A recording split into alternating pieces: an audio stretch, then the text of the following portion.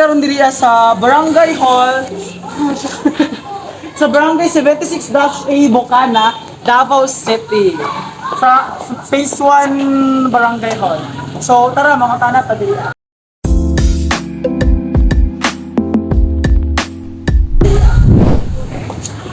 So ay, dara si ma'am. Pangatana to siya ma'am. Kasi pangalan mo ma'am. Hi.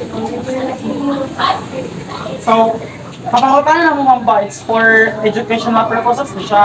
It's about the Fauci, mag-ano siya ma'am. So like, gusto na mo ma-hear ang imong opinion kung what do you think kaning nganong babae lang man ang naay women's organizations, symposium manana about women, kung giunsa sila, ngano ang mga lalaki wala man. Para sa ako, no, mas gitagaan yung pabor ang mga babae dito. Pag ako, mga sinaunang panahon, di ba i-create lang pa ng mga babae. Baba kayo pananaw sa ilang mga karon abuso po ng mga babae. Siyempre, pananaw na to sa lalaki, mas gusto din sila sa babae. Pero it comes to ka naman sa pamilya, nakulata ang ubang babae. Siyempre, wala din kusog, lagi din ang kusog sa babae sa lalaki. Mo na magitagaan, good sila organization na big Third question po. Para sa mga ma'am, dapat ba na ay men's organization para kumbaga para matagaan kog justice sa mga lalaki na po nila ang feelings capacity ano po sila mga gay molest sila talaga na mama. Wala po sa ako, syempre dapat nakaapot para patas po sa both sides po tayo lalaki. Pero sa amo, like, dili sa barangay, na-enjoy organization ang lalaki. Tinatawag na siyang airpot. Ano meaning sa airpot, ma'am? Dili ko sure sa exact na meaning basta sa airpot. Puro na siya dahil na. Kano sa man siya ni-implement, ma'am? Like, sige, dili lang siya exact date, pero kanang like 2000 something years na ba siya? Pero wala ko, dili ko sure sa uban nga. Pero dili ang abot kayo na ay airpot.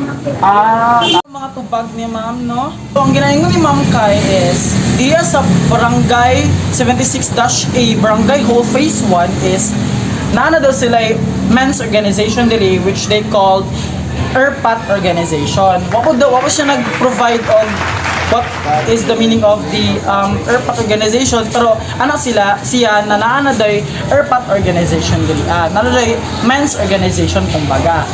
So kato, from the second question din, sabi ni ma'am is, so napayungon ni ma'am no na sa second question na pagtubag niya na yes daw, dapat yun daw na magkaling dapat or okay yun daw, mas okay yun daw na magka-organization po ng mga men diri it's because to be fair daw sa mga babae. Kumbaga, para matapatan po niya ang Fauci na what we call violence against women and children, which is para kumbaga napoy protection kumbaga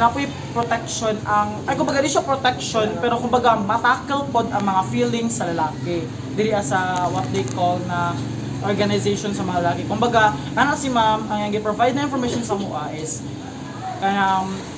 kumbaga para maistoryahan po daw ang mga lalaki. So mga to mga interview guys.